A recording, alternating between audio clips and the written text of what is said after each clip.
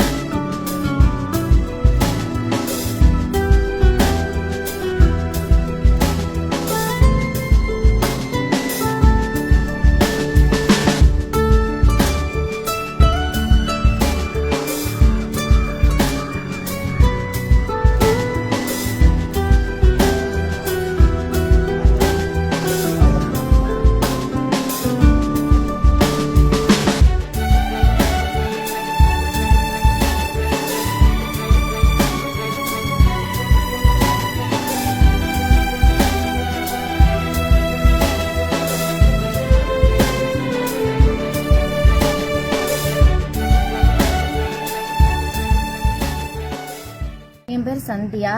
நான் அரசு உயர் மேல்நிலைப்பள்ளி செம்போடையில் படிக்கிறேன்.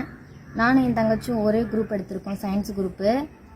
ஒரே பெஞ்சில் தான் உட்காருவோம், ஒன்றா தான் படிப்போம், வீட்லேயும் ஒன்றா தான் படிப்போம்.